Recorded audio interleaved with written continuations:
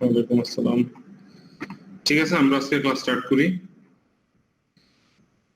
আমি আমার স্ক্রিন শেয়ারে দিয়ে দিচ্ছি।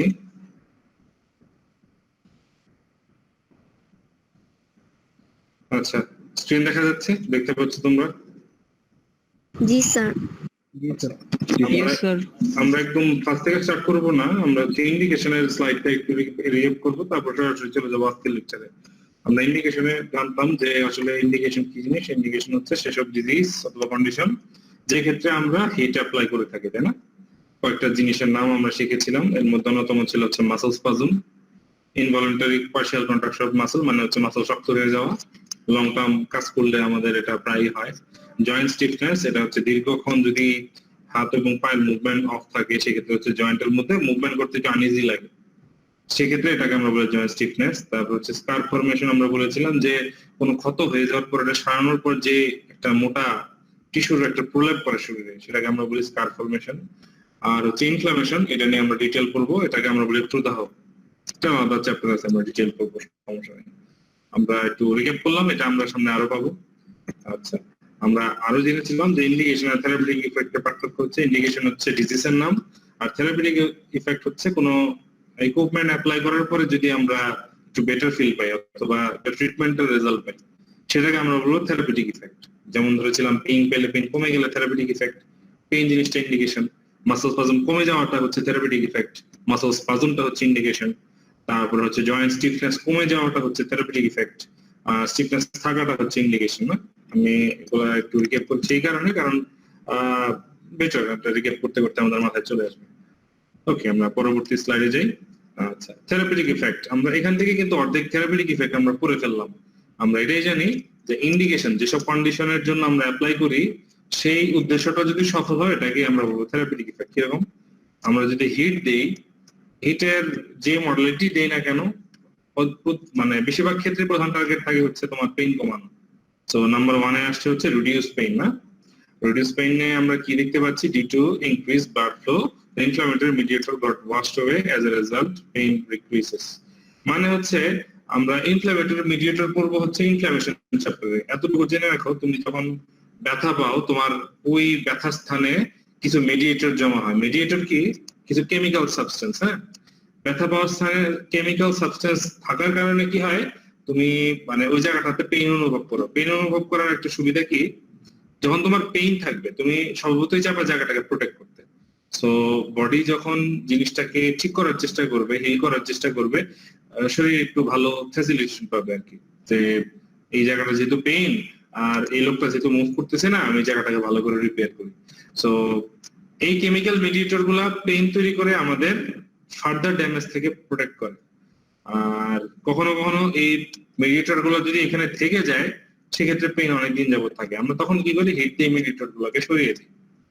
যেহেতু মিডিয়েটর আছে, হিট দিব, ব্লাড ফ্লো বাড়বে, ব্লাড ফ্লো বাড়লে মিডিয়েটর গুলো সরে যাবে। সো রিডিউস পেইন, পেইন কিভাবে রিডিউস হয়? যেহেতু ব্লাড ফ্লো বাড়বে, ব্লাড ফ্লোর সাথে সাথে কেমিক্যাল মিডিয়েটর গুলো ওয়াশ আউট হয়ে পেইন কমে যাবে। বুঝতে পেরেছো কিনা? কারো কোনো প্রবলেম?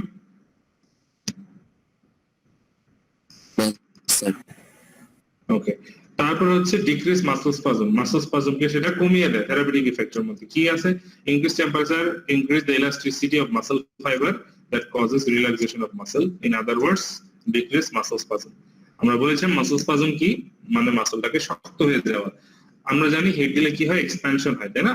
যে কোনো অবজেক্টের এক্সপ্যানশন হয়। সো যখন হচ্ছে আমরা হিট দিচ্ছি মাসলের উপরে, মাসলগুলো কি হবে? ফাইবারগুলো লম্বা হবে, ইলংগেটেড হবে। ইলংগেটেড হলে কি হবে? মাসলটা যে কন্ট্রাক্টেড জায়গা ছিল, যে শক্ত জায়গাটা ছিল, আস্তে আস্তে রিল্যাক্স, ইলাস্টিসিটির কারণে এই জায়গাটা লম্বা হবে। লম্বা হওয়ার কারণে কি হবে? মাসল ফাইবার এর লেন্থ বাড়বে। লেন্থ বাড়লে কি হবে? মাসল স্পাজমটা কমে যাবে। এটা বুঝতে কারো কোনো প্রবলেম হয়েছে কিনা? মানে মোট কথা হচ্ছে টেম্পারেচার বাড়লে ইলাস্টিসিটি বাড়বে মাসল ফাইবারের, ইলাস্টিসিটি বাড়লে যে শক্ত হওয়া ছিল, মাসল স্পাজম ছিল, সেটা রিডিউস হয়ে যাবে। পরের স্লাইডে চলে যাই। Increase collagen tissue extensibility. Increases the elasticity of the collagen fiber and increases collagen tissue extensibility. এটা আগের পয়েন্টের সাথে রিলেটেড, তাই না? মাসল স্পাজমের আগে এই পয়েন্ট দিলে সমস্যা নেই, আগে পরে তুমি করে দিতে পারো, প্রবলেম নাই। যেটা বললাম যে হিট দিলে কি হয়? কোলাজেন ফাইবারের লেন্থ বাড়ে, এটাই বলা হয়েছে এই পয়েন্টের মধ্যে। Reduce joint stiffness, joint stiffness কমায়। কিভাবে কমায়? Due to increase blood flow and nutrition, joint tends to restore some function and reduce joint stiffness. Joint stiffness এর প্রধান কাজ হচ্ছে যেহেতু অনেকদিন যাবত জায়গাটাই মোবাইল, তুমি মুভ করো নাই, সো কি হবে স্বভাবতই ওই জায়গায় নিউট্রিশন কম যাবে, জয়েন্টের নিউট্রিশন কম গেলে তুমি মুভমেন্ট আরো কম করবে। যেহেতু আমরা হিট দিচ্ছি জায়গাটাতে, বিশাল পরিমাণ ব্লাড ফ্লো আসছে, সো ব্লাড সাপ্লাইয়ের সাথে সাথে নিউট্রিশন আসবে, সো জয়েন্ট যদি নিউট্রিশন ভালো পায় রিডিউস মানে জয়েন্ট স্টিফনেস কমবে। একই সাথে ব্লাড ফ্লো বেশি যেতে হচ্ছে সেক্ষেত্রে জয়েন্ট স্টিফনেস কমবে। মানে তুমি যে কোনো একভাবে এক্সপ্লেন করতে পারো, এটা দুইভাবে এক্সপ্লেন করা যায়। কারণ কোনো প্রবলেম আছে এই দুইটা পয়েন্টের মধ্যে? Any problem? না স্যার। ওকে, পরবর্তীতে চলে যাই, রেঞ্জ অফ মোশন কিভাবে বাড়ে। Due to decrease joint stiffness, enhance elasticity of collagen fiber, joint range of motion increased। আমরা দুইটা জিনিস পাচ্ছি, একটা হচ্ছে তোমার স্টিফনেস কমে গেছে, তাই না? আগের পয়েন্টে আমরা বলেছি স্টিফনেস কমে গেছে, আর এই পয়েন্টে আমরা এরপরে আরেকটা পয়েন্ট ছিল যেখানে হচ্ছে আমরা পেয়েছি যে কোলাজেন ফাইবারের এক্সটেনসিবিলিটি বাড়ে। সো আমরা দুইটা জিনিস পাচ্ছি, দুইটা জিনিসের কারণে হচ্ছে জয়েন্টের রেঞ্জ অফ মোশন বাড়বে। মানে দুইটা থেরাপিউটিক পারপাস যদি সার্ভ করে আমরা আরো একটা বোনাস থেরাপিউটিক পারপাস পেয়ে গেলাম। পরেরটা হচ্ছে ডিক্রিজ ক্রনিক ইনফ্লামেশন। ইনফ্লামেশন আমরা ডিটেইল জানবো, তার আগে জেনে রাখি এটা প্রদাহ। ইনফ্লামেশন হচ্ছে আঘাত পাওয়ার পরে বডিটাকে যদি রিপেয়ার করা শুরু করে তখন একটা প্রসেস হয়, এটাকে আমরা বলি ইনফ্লামেশন। ঠিক আছে, ইনফ্লামেশন স্বাভাবিক প্রসেস, বাট অনেকদিন যাবত থাকা অথবা অ্যাবনরমালি থাকা এটা হচ্ছে প্যাথোলজি, মানে তখন আমাদের ট্রিটমেন্ট দরকার হয়। সো ব্লাড ফ্লো যখন বাড়বে তখন কি হবে, ক্রনিক ইনফ্লামেশন যেটা আছে এটা কমে আসবে। কারো কোনো প্রবলেম আছে? Any problem? কারো কোনো কোশ্চেন? নাই? আচ্ছা, পরবর্তী স্লাইডে যাই। Improve tissue healing. আগে বলেছি যে নিউট্রিশন বেশি পায়, নিউট্রিশন বেশি হলে টিস্যু হিলিং ভালো হবে। আর রিল্যাক্সেশন, ডিক্রিজ পেইন আর increase tissue elasticity, muscle tends to relax. মানে দুইটা পয়েন্ট আমরা পেয়েছি, একটা হচ্ছে তোমার পেইন কমে গেছে, আর দ্বিতীয় জিনিস হচ্ছে মাসলের ইলাস্টিসিটি বাড়ছে। দুইটার কারণে কি হবে, তোমার মাসলটাকে অনেক রিল্যাক্স থাকবে। কম্প্রেহেনশন আগে আমরা একটু দেখে নিই। তো কার কোনো প্রবলেম, এই কোন স্লাইড এক্সপ্লেন করা দরকার আছে?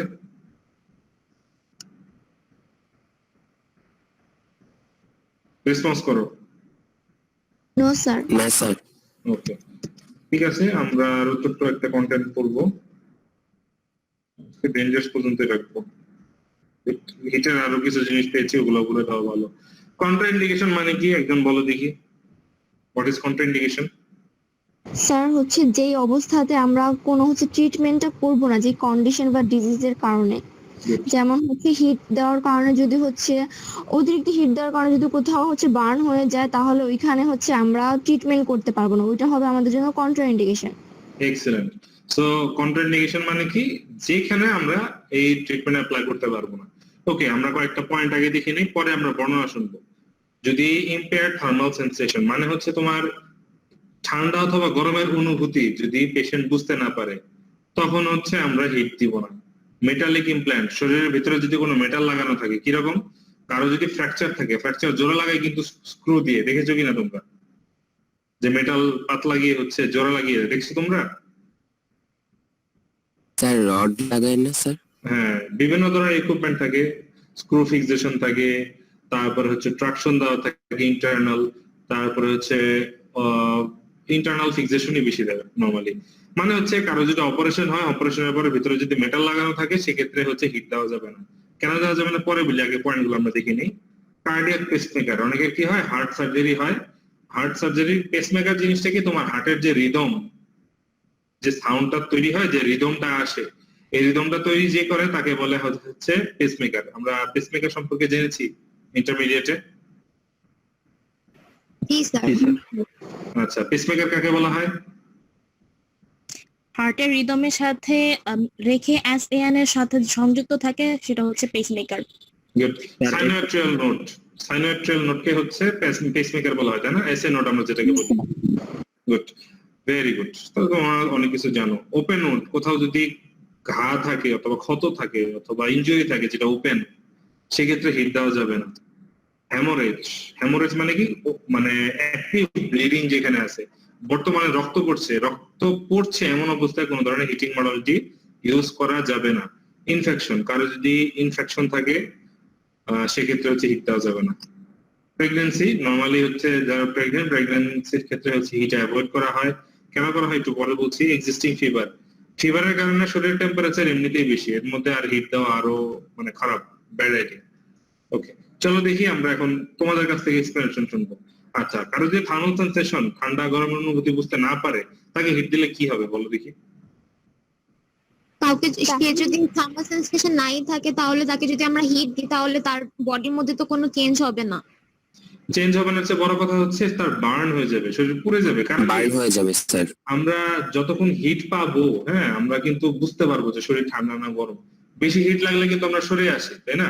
চিন্তা করো, তোমার হাতের কোনো সেন্স নেই, এমন অবস্থায় যদি তোমাকে চুলার উপরে হাতটা দিয়ে দিতে বলা হয়, তুমি কোনো ব্যথা বুঝতেছো না, তুমি কিন্তু দিয়ে রাখতে পারবা, বাট কি হবে, তোমার হাতের ড্যামেজ হবে, তাই না? এটা বুঝতে পারছো কিনা? যে সেন্স নাই জি স্যার। বাট ড্যামেজ কিন্তু ঠিকই হয়। আচ্ছা, মেটালিক ইমপ্ল্যান্ট যদি মেটাল লাগানো থাকে তাহলে হিট দিলে কি সমস্যা হবে বলো দেখি। স্যার মেটালের ক্ষেত্রে যখন আমরা হিট দিব ওটা অতিরিক্ত শোষণ করবে, ওটা মেটাল বার্ন হয়ে যাবে, যেটা বডির জন্য খারাপ হয়ে থাকবে। এক্সিলেন্ট, মানে হচ্ছে আমরা জানি যে 50 ডিগ্রি সেলসিয়াস তাপমাত্রা হিউম্যান বডির চাইতে 50 ডিগ্রি সেলসিয়াস তাপমাত্রার হচ্ছে লোহা বেশি গরম, তাই না? এটা জানি। জি তো স্যার। সো দেখা যাবে যে তোমার বডিতে যখন হিট দেওয়া হবে, তোমার মেটালটা যদি 30 ডিগ্রি সেলসিয়াস হয়, তোমার বডি টেম্পারেচার থাকবে হয়তো 15 থেকে 20 ডিগ্রি সেলসিয়াস বাড়বে সর্বোচ্চ। সো কি হবে, 30 ডিগ্রি সেলসিয়াস বাড়ার কারণে তোমার কি হবে, মেটালটা গরম হয়ে আশেপাশে চামড়া পুরানো শুরু করবে অথবা মাসেলটাকে পুরানো শুরু করবে, তাই না? সেক্ষেত্রে হচ্ছে মেটাল থাকা অবস্থায় হিট দিলে বার্ন হবে, ইন্টারনাল বার্ন হবে। এটা খুবই খারাপ, এটার পেইন খুবই খারাপ ধরনের পেইন। Very good. আচ্ছা, কার্ডিয়াক পেসমেকার যদি থাকে কি সমস্যা হবে বলো দেখি।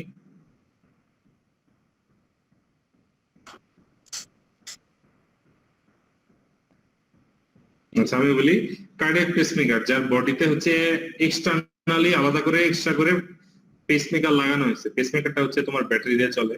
PT in cardiopulmonary, physiotherapy in cardiopulmonary third ইয়ারের যে সাবজেক্ট, এখানে তোমরা আরো ডিটেইল জানতে পারবা। এই লেভেলের জন্য তোমরা এতটুকু জেনে রাখবা যে পেসমেকার যখন থাকবে হার্টের মধ্যে, তখন হিটিং মডালিটি অথবা ইলেকট্রিক মডালিটি দেওয়ার আগে আমরা দ্বিতীয়বার চিন্তা করব, ঠিক আছে? কেন চিন্তা করব, তোমার যদি তুমি হিট অ্যাপ্লাই করো কি হবে, তোমার ব্লাডের কিন্তু ফ্লোতে চেঞ্জ হচ্ছে, আর পেসমেকারটা কিন্তু একটা নির্দিষ্ট রিদমে সবসময় ফ্লো করে। এখন চিন্তা করো, পেসমেকারটা একটা নির্দিষ্ট রিদম তৈরি করেছে, এমন সময় তোমার হার্ট যদি জোরে জোরে পাম্প করা শুরু করে তাহলে কি হবে, রিদমটা নষ্ট হয়ে যাবে না? কেন জোরে জোরে পাম্প করবে, কারণ হচ্ছে তোমার ব্লাড ফ্লো তো বেড়ে যাবে শরীরে, তাই না? আচ্ছা, ব্লাড ফ্লো যদি বেড়ে যায় তোমার কি হবে, তোমার ব্লাড প্রেসার ফল করবে। প্রেসার ফল করলে কি হবে, তোমার বডিকে বেশি করে পাম্প করতে হবে। এটা বুঝতে পেরেছো কিনা যে ব্লাড যদি ভ্যাসোডাইলেটেশন হয় তোমার ব্লাড প্রেসার কেন কমে, এটা বুঝতে পারছো কেন কমে? একটু আরেকবার বলুন। আচ্ছা, তোমাদের কমে যায়। আচ্ছা, এটা বুঝাই তোমাদের, যখন তোমার ব্লাড ভেসেল ডাইলেটেড থাকে তখন তোমার ব্লাড প্রেসার কম থাকে। কেন কম থাকে, যেহেতু ব্লাড ভেসেল বড়, বেশি পরিমাণ রক্ত ফ্লো হচ্ছে, সো হার্টকে কি করতে হয় না, ওই ব্লাড ফ্লো করার জন্য বেশি পাম্প করতে হয় না। সো কি থাকে, তোমার হার্ট বিটও কম থাকে, তোমার ব্লাড প্রেসারও কম থাকে। আবার বলি, ব্লাড ভেসেলটার ডায়ামিটার বড় হয়ে গেল, সো ব্লাড বিশাল জায়গা পাচ্ছে ব্লাড যাওয়ার জন্য, মানে পাস করার জন্য। তোমার হার্টকে তেমন একটা পাম্প করা লাগবে না ব্লাডটাকে বের করে দেওয়ার জন্য। সো হার্ট কি করবে, আস্তে আস্তে ধীরে পাম্প করবে।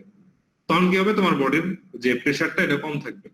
আবার যখন তোমার ব্লাড ভেসেল কনস্ট্রিক্টেড থাকবে, জায়গা ছোট থাকবে, তখন কি হবে, ব্লাড সহজে যেতে যাবে না ওই ছোট নল দিয়ে, ওই ছোট আর্টারি দিয়ে। তোমার হার্টকে কি করতে হবে, জোরে জোরে পাম্প করতে হবে ব্লাড শরীরের ভিতরে দেওয়ার জন্য। তখন কি হবে, তোমার ব্লাড প্রেসারটা বেড়ে যাবে। কারণ কি, চিন্তা করো, একটা পাইপ যদি থাকে, পাইপটা যদি বড় হয় তুমি বেশি পরিমাণ পানি দিতে পারবে, পানি যদি কম হয় পাইপ বুঝবেও না কি পরিমাণ পানি যাচ্ছে। বাট পাইপটা যদি চিকন হয় আর তুমি বেশি ফোর্সের পানি দাও, তাহলে কি হবে, পাইপটার গায়ে অনেক প্রেসার পড়বে না, সে তো ফেটে যেতে চাইবে। সো এই কারণেই যে তোমার ব্লাড ভেসেল যদি ডাইলেটেড থাকে, তোমার ব্লাড প্রেসারটা কি থাকে, কম থাকে। আর ব্লাড ভেসেল যদি কনস্ট্রিক্টেড থাকে, এই কনস্ট্রিক্টেড জায়গাটাতে আমরা যদি চাই যে বেশি পরিমাণ ফ্লো দিব, তখন কি হবে, হার্টকে বেশি পাম্প করতে হবে। আচ্ছা, কার্ডিয়াক পেসমেকার দিলে কি হবে, তোমার হার্টের রিদমটা কমে যাবে, যেহেতু আমরা হিট দিচ্ছি, হিট দিলে হার্টের রিদমটা কমে যাবে। রিদমটা কমে গেলে কি হবে, তোমার এক্সটার্নাল যে নোটটা দেওয়া, এটার ন্যাচারাল ফ্লোটা ইন্টারাপ্টেড হবে, মানে ঠিক মতো সে রিদমটা ক্যারি করতে পারবে না। সেক্ষেত্রে কি হবে, তোমার হার্ট ব্লাড সাপ্লাই সমস্যা হবে। বুঝতে পেরেছো? জি স্যার। তারপর যদি জিনিসটা ক্লিয়ার না থাকে তুমি একটু সার্চ করলে বুঝতে পারবে, বাট একবার বলে দেওয়াতে কি হবে, জিনিসটা পরবর্তীতে তুমি যখন খুঁজে পাবা তোমার জন্য ইজি লাগবে যে না স্যার তো এরকম কিছু একটা বলেছিল। কারণ ফার্স্ট ইয়ারে অনেক কিছুই আমাদের মানে আমরা যেভাবে পড়েছি আমার মাথার উপর দিয়ে গেছে অনেক কিছু, স্যারদের মনে হতো যে কঠিন ভাষায় কথা বলে, বাট যখন থার্ড ইয়ার ফোর্থ ইয়ারে গেলাম তখন মনে হয়েছে না ঠিক আছে এখন বুঝতে পারছি। বাট স্যাররা বলে দিত এই কারণে কি হতো থার্ড ইয়ার ফোর্থ ইয়ারে গেলে জিনিসটাকে মনে হতো না যে আমাদের পড়ায় নেই অথবা বিষয়গুলো একদম নতুন। আচ্ছা যাই হোক, পরের পয়েন্ট হচ্ছে ওপেন ওন্ড, মানে কোনো জায়গায় যদি খোলা ক্ষত থাকে হিট দিলে কি সমস্যা হবে বলো দেখি। ব্লিডিং হইতে পারে। ভেরি গুড, বাস একটা অ্যান্সারই হয়ে গেল, ব্লিডিং হতে পারে। হ্যামোরেজ, অলরেডি ব্লিডিং হচ্ছে এমন এরিয়াতে যদি হিট দেয় কি হতে পারে? ব্লিডিং আরো বেড়ে যাবে। ভেরি গুড, কেন বেড়ে যাবে? ব্লাড ফ্লো বেড়ে যাবে তাই। ভেরি গুড, মানে Vasodilation হচ্ছে একে তো ভ্যাসোডাইলেশন, তারপরে হচ্ছে আবার তোমার হ্যামোরেজ মানে ব্লাড পড়তেছে। সো এমন মধ্যে যদি আমরা হিট দেই ভ্যাসেলটা আরো বড় হয়ে যাবে, আরো বেশি পরিমাণ ব্লাড পড়বে। ইনফেকশন, ইনফেকশন থাকলে কি হয়, কি সমস্যা হয়? ইনফেকশন আরো ছড়িয়ে যাবে। ভেরি গুড, কিন্তু একটা জিনিস তোমাদের বলে রাখি, হিট হিট কিন্তু তোমার নরমাল মেটালের উপরে যদি পড়ে অথবা মানে ইনফেকশন কোনো সারফেসে যদি পড়ে সেক্ষেত্রে কিন্তু ইনফেকশনটাকে সে কমায়। বাট হিউম্যান বডি কি, হিউম্যান বডি তো ব্লাডের উপরে চলে মানে সার্কুলেশনের উপরে চলে, তখন হিট দিলে কি হয় ব্লাডের মধ্যে ছড়ায়। বাট এমনিতে দেখবা অনেক জায়গায় যে হিট ইউজ করে হচ্ছে তোমার এই জীবাণু মারা, ঠিক আছে? বাট শরীরের ভিতরে যদি ইনফেকশন থাকে ইনফেকশনটা ছড়ানোর একটা সম্ভাবনা থাকে হিট দেওয়ার কারণে, এটা পসিবিলিটি, একদম ছড়াবে এমন না। ওকে, প্রেগন্যান্সিতে হিট আমরা কেন অ্যাভয়েড করব কেউ বলতে পারবে? মিসক্যারেজ হতে পারে তাই। গুড, মিসক্যারেজ হতে পারে। সবচেয়ে বড় কথা কি, এটা একটা সেফটি পারপাস, আমাদের নিজেদের সেফটি। কেন? মনে করো তোমার কাছে কোনো প্রেগনেন্ট পেশেন্ট আসলো, তুমি হচ্ছে হিট অ্যাপ্লাই করলা, পরবর্তীতে মিসক্যারেজ হলো, সেক্ষেত্রে কি হবে, সে তোমাকে দোষারোপ করবে যে আমার থেরাপিস্ট তো আমাকে এখানে হিট দিছিল, হিট দেওয়ার কারণে হয়তো বাচ্চাটা নষ্ট হয়ে গেছে। সেক্ষেত্রে কি হবে, তোমার উপরে হচ্ছে অনেক বড় একটা ব্লেম চলে আসতে পারে। সো আমরা কি করব, সেফ থাকার জন্য এই প্রেগন্যান্সির সময় হিটটাকে অ্যাভয়েড করব। ওকে, এক্সিস্টিং ফিভার বলার অপেক্ষা রাখে না, যেহেতু অলরেডি তার জ্বর আছে গায়ে, আরো যদি হিট দেই কি হবে, আরো বাড়বে জ্বর, তাই না? আচ্ছা, দুইটা পয়েন্ট দুইটার কাছাকাছি বলে দিচ্ছি, সমস্যা নেই। ওকে, আমরা পরবর্তী আসি ডেঞ্জার্স। হিট দেওয়ার কারণে যদি আমরা সতর্কতা অবলম্বন না করি কি কি জিনিস হতে পারে অলরেডি তোমরা জেনে গেছো। এর মধ্যে কয়েকটা জিনিস আমরা নতুন পাবো, অলরেডি তোমাদের মাথায় আছে, বাট আরেকটু ভালো করে জানতে পারবা। প্রথমত বার্ন, ওই যে মেটালের কথা বলছিলাম, যদি আমরা মেটাল চেক করে না দেই বার্ন হয়ে যাবে। স্কিন ইলাস্টিসিটি কমে যায়, তোমার একটা পেশেন্ট বছরের পর বছর হিট থেরাপি যদি নেয় তার স্কিন এমনিতে লুজ হয়ে যায়। তারপর হচ্ছে ডিহাইড্রেশন, যদি তোমার বেশি পরিমাণ হিট দেয় শরীর কি হবে, বেশি পরিমাণ সোয়েটিং হবে, তাই না? বেশি পরিমাণ সোয়েটিং হলে কি হবে, তোমার বডি থেকে ফ্লুইড বের হয়ে যাবে, এই প্রক্রিয়াটাকে আমরা ডিহাইড্রেশন বলি। ওকে, আই ড্যামেজ, আর যদি চলাকালীন কেউ হচ্ছে হিটের দিকে তাকিয়ে থাকে তার আই ড্যামেজ হওয়ার সম্ভাবনা আছে। লোয়ার ব্লাড প্রেশার, আমরা যেটা বললাম তোমার যেহেতু ব্লাড ভেসেলের ডায়ামিটার বেড়ে গেছে সেহেতু ব্লাড প্রেশারটা কি থাকবে, কম থাকবে। সো কারো যদি লো প্রেশার থাকে, লো প্রেশারের পেশেন্টকে হিট দেওয়াটা একটু রিস্কি, না দেওয়াই ভালো, তার মাথা ঘুরতে পারে। এই 5টা পয়েন্টের মধ্যে কারো কোনো প্রবলেম আছে বুঝতে? No sir. গুড, একদম ইজি। সর্বশেষে আমরা জানবো হচ্ছে প্রিকশন, মানে হচ্ছে পূর্ব সতর্কতা, তাই না? পূর্ব সতর্কতা কি, আমরা যেসব ডেঞ্জার্স ফেস করে আসি সেগুলো মানে প্রিভেনশনের একটা উপায়, সেটা হচ্ছে প্রিকশন। দেখো একবার পড়ো, সবগুলো তুমি অলরেডি জানো। আমরা কন্ট্রা ইন্ডিকেশন গুলো করেছি না, এগুলো ভালো করে চেক দেওয়াটাই হচ্ছে আমাদের প্রিকশনের প্রথম অংশ। দেখো কি লেখা, থার্মাল সেন্সেশন, বলেছিলাম ইম্পেয়ার্ড থার্মাল সেন্সেশন থাকলে বার্ন হবে, একটার সাথে একটা রিলেটেড। সো থার্মাল সেন্সেশনটাকে চেক করে নিতে হবে। মেটালিক ইমপ্ল্যান্ট, এটাকে চেক করে নিতে হবে। কোনো ইনফেকশন আছে কিনা আগে চেক করে নিতে হবে। পেসমেকার ইউজ করছে কিনা চেক করে নিতে হবে। তারপর হচ্ছে ইকুইপমেন্ট, যেটা আমরা ইউজ করব, হিট কোন মডেলিটিটা ইউজ করবো এটাকে ঠিক করে চেক করে নিতে হবে আমাদের। আর পেশেন্টের পজিশনিং ঠিক রাখতে হবে। দেখা যাবে তুমি যদি পেশেন্টকে আয়আর অথবা একটা ডিভাইস দাও আর পেশেন্টকে একদম কাছাকাছি নিয়ে আসো, সেক্ষেত্রে পেশেন্টের ক্ষতি বেশি হবে, তাই না? এটা নির্দিষ্ট সেফ ডিসটেন্স থাকে যে পেশেন্ট থেকে ইকুইপমেন্ট কতটুকু দূরে থাকবে, এটার একটা নির্দিষ্ট মেজারমেন্ট থাকে। আমরা মেজারমেন্ট গুলো টপিক ওয়াইজ করব, কারণ এটা হচ্ছে জেনারেল কোনো রুলস না, এটা টপিক ওয়াইজ চেঞ্জ হয়। সো এই ছিল আজকের ক্লাস। কারো কোনো কোশ্চেন থাকলে জিজ্ঞেস করতে পারো এই ক্লাসের মধ্যে থেকে। Any questions? ডিহাইড্রেশনটা একটু বুঝি নাই কোনটা? Sir, dehydration. ডিহাইড্রেশন। ডিহাইড্রেশন জিনিসটা কি? তোমার একে হচ্ছে শরীরের ভিতরে মেটাবলিজম বাড়বে হিট দেওয়ার কারণে, তাই না? এখন যদি পেশেন্টের মেটাবলিজম বেড়ে যায় সেক্ষেত্রে এটিপি প্রোডাকশন বেশি হবে, হিট বেশি প্রডিউস হবে। বেশি হিট প্রডিউস হলে শরীরে কি হবে? সোয়েটিং হবে। বেশি পরিমাণ সোয়েটিং যদি হয় বডি কি করা শুরু করবে? ফ্লুইড লস করা শুরু করবে, আর এই কারণে ডিহাইড্রেশন হবে। বুঝতে পেরেছো? জি স্যার। ওকে, মানে বেশি ঘামলে কি হবে? ডিহাইড্রেশন হবে। আমরা ডিহাইড্রেশন বলতে বেশিরভাগ সময় ডায়রিয়া বুঝি, আসলে ডায়রিয়া ডিহাইড্রেশন একটা প্রসেস। ডিহাইড্রেশন মানে হাইড্রেশন কমে যাওয়া, মানে হাইড্রেশন ফ্লুইড, শরীর থেকে ফ্লুইড কমে যাওয়ার প্রক্রিয়া হচ্ছে ডিহাইড্রেশন। তোমার ব্লাড কমে গেলে ডিহাইড্রেশন হতে পারে। আর ক্লাস লেকচার আরো আছে, আমরা আরেকটা ক্লাসে বাকিটা শেষ দিব, নো প্রবলেম। হাসান মাইনা আছো? জি স্যার। 29 জনের অ্যাটেন্ডেন্স, মানে 28 জনের অ্যাটেন্ডেন্স না হয়েছে। জি স্যার, নাও আচ্ছা, আমি একটা ব্যাকআপ রেখে দেই, সবাই থাকো।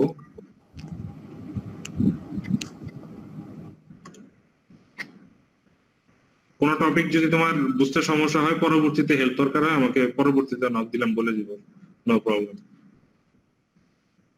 তবে সবার প্রতি একটা রিকোয়েস্ট থাকবে, যেহেতু টপিক গুলো একদম বেসিক ক্লিয়ার না করে কেউ হচ্ছে অ্যাডভান্স লেভেলে যাওয়ার চিন্তা করো না। হ্যাঁ, আজকে হচ্ছে 5-10। স্যার, কোনো পেশেন্ট যদি আগে থেকে কোনো মেডিসিন নিয়ে থাকে তাহলে কি আমরা যখন থেরাপি দিব তখন কি তার মেডিসিন অফ করতে হবে? এখন নির্ভর করে যে পেশেন্টকে আমরা কোন অবস্থায় দেখছি। পেশেন্ট যদি অ্যাকিউট কেসের পেশেন্ট হয়, যেমন তোমার 7 দিনের ব্যথা এবং প্রচন্ড ব্যথা, মেডিসিন না খেয়ে সে থাকতেই পারছে না, সেক্ষেত্রে আমরা বলবো যে না, আপনি মেডিসিন খান, সাথে থেরাপি নেন, তাহলে আপনার উপকার ভালো পাবে। এমন যদি হয় যে সে 3 মাস 4 মাসের ব্যথার ওষুধ খাচ্ছে, তখন আমরা বলবো যে আপনি ব্যথার ওষুধটা অফ রাখেন, ট্রিটমেন্ট নেন, দেখেন উপকার পান কিনা। বুঝতে পেরেছো? কারণ যার পেইন হচ্ছে রিসেন্ট পেইন ওয়ালা পেশেন্ট যদি আসে, সে কিন্তু শুধু থেরাপিতে একদম মানে 100% পেইন সাথে সাথে যাবে না, একটু সময় লাগবে, থেরাপিস্টকে একটু সময় দিতে হবে। সেক্ষেত্রে কি হবে? সে যদি পেইনের ওষুধটাও খায়, তোমার থেরাপির না এফেক্ট ভালো আসে। বাট এমন যদি হয় 3 মাসের ব্যথা, সে যদি ব্যথার ওষুধ খেয়ে তোমার কাছে আসে, দেখবা তার ব্যথা তেমন একটা বুঝবা না, তখন আমরা বলবো যে ভাই আপনি ওষুধ অফ রাখেন, জাস্ট ট্রিটমেন্ট নেন, দেখেন আপনার পেইন কমে কিনা। বুঝতে পেরেছো? স্যার, শুধু পেইন না, যদি অন্য কোনো ডিজিজের জন্য কেউ যদি রেগুলার মেডিসিনের উপর থাকে, যেমন নিউরোলজিক্যাল কোনো ডিজিজের জন্য যদি কেউ রেগুলার মেডিসিন নেন, তখন কি তার হেলথের উপর কোনো এফেক্ট পড়বে থেরাপি দিলে? আচ্ছা, যদি পেশেন্ট নিউরোলজিক্যাল কন্ডিশন হয়, মানে হচ্ছে ব্রেইন আর স্পাইনাল কর্ড ইনভলভ হয় এই ট্রিটমেন্টের ক্ষেত্রে, সেক্ষেত্রে পেশেন্টের মেডিসিন নেওয়াটাতে কোনো প্রবলেম নেই। কারণ এগুলো পেইন মেডিয়েটর, মানে কিছু পেইন আছে তোমার সাইকোজেনিক পেইন কি তোমার মনে হবে ব্যথা কিন্তু আসলে ব্যথা না। ডাক্তাররা কি করে, কিছু সাইকোজেনিক পেইন পেশেন্টকে দেয়, থেরাপির সময় পেশেন্ট তোমাকে ডিস্টার্ব করবে না। বিশেষ করে স্ট্রোক পেশেন্ট কিছু থাকে যে তারা যখন ওষুধ খেয়ে ট্রিটমেন্ট নিতে আসে তখন ঠিক মতো করে, ওষুধ খাওয়া যদি মিস হয়, সে কি করে, তার মধ্যে একটা হাইপার অ্যাক্টিভিটি চলে আসে, তার মনে হয় যে শরীর ওষুধ পায়নি, সো আমার শরীরে মনে হয় ব্যথা আছে। সো পেশেন্ট যদি নিউরোলজিক্যাল কন্ডিশন হয়, সে ওষুধ কন্টিনিউ করবে, তারপর তোমার কাছে আসবে। বাট পেশেন্ট যদি মাস্কুলোস্কেলেটাল হয়, যে মাংসপেশি অথবা জয়েন্টের ব্যথা, সেক্ষেত্রে আমরা সিচুয়েশন বুঝে হচ্ছে মেডিসিন অন অথবা অফ করব। দেখা যায় আমার কাছে যে 2 মাস পুরাতন পেশেন্ট যেগুলো আসতো, আমরা বলতাম যে মেডিসিন টোটাল অফ, মেডিসিন খান না, যা আছে সব অফ, মেডিসিন অফ করে জাস্ট ট্রিটমেন্ট কন্টিনিউ করতাম। 2 মাস পুরাতন পেশেন্ট, এটা আবার সব ক্ষেত্রে হয়নি। বাট আমি যখন আবার নিউরো প্র্যাকটিস করেছি, তখন আবার বলতাম যে না, ওষুধ কন্টিনিউ করে। কারণ মানে 12-13টা কেস এরকম ছিল যে তারা মেডিসিন কন্টিনিউ করছে এবং থেরাপি নিচ্ছে। 1-2টা কেস এমন ছিল যারা মানে ওষুধের উপর নির্ভরশীল, যে কেয়ারার যদি তাকে ওষুধ খাওয়ায়, সে ঠিক মতো থেরাপি করে, না খাওয়ালে করে না। সো নিউরো পেশেন্ট কন্টিনিউ করতে পারবে, no problem. Any more questions, my dear students? আচ্ছা, কারো যদি কোনো কোশ্চেন না থাকে, আমরা আজকে ক্লাস শেষ করব। সবাইকে অনেক ধন্যবাদ ক্লাস অ্যাটেন্ড করার জন্য। আমরা আরো অ্যাটেন্ডেন্স চাই ক্লাসে, আমরা আরো কন্টেন্ট করব। আর এবার যে কন্টেন্ট গুলো আমি পড়াচ্ছি, পুরাতন যারা আছে তারা করছো হয়তো বুঝতে পারছো যে আমি কিন্তু ক্লাসে যে কন্টেন্ট দিয়েছি তার চেয়ে একটু বেশি কন্টেন্ট দেওয়ার চেষ্টা করছি। কারণ কি, তোমার একটু বেশি কন্টেন্ট দিলে কি হবে, তুমি কাটার পরও দেখবা অনেক কিছু মাথায় থাকে। বাট আমি যদি পড়াই শর্ট, সেক্ষেত্রে তুমি যদি সার্চ না করো তোমার বেশ প্রবলেম। আমি চাই তোমার সার্চ করা দরকার হলে করবা, নো প্রবলেম, বাট বেসিক যাতে তোমার খুব একটা খোঁজা না লাগে, এই ক্লাস থেকে তোমার মোটামুটি ফাউন্ডেশন চলে আসে, এটা হচ্ছে আমার উদ্দেশ্য। তো পুরাতন যারা ক্লাস করছো না তাদের বলবো যে ক্লাস করার জন্য, তোমার ফ্রেন্ড যদি করতে চায় নো প্রবলেম। বাট আমরা যখন regular class up and running রাখবো, আমরা এই অ্যাটেন্ডেন্স গুলো রেকর্ড রাখছি, ওই অ্যাটেন্ডেন্স গুলো সিরিয়াসলি রেকর্ড রাখা হবে। ওকে, সবাই ভালো থাকো, আল্লাহ হাফেজ।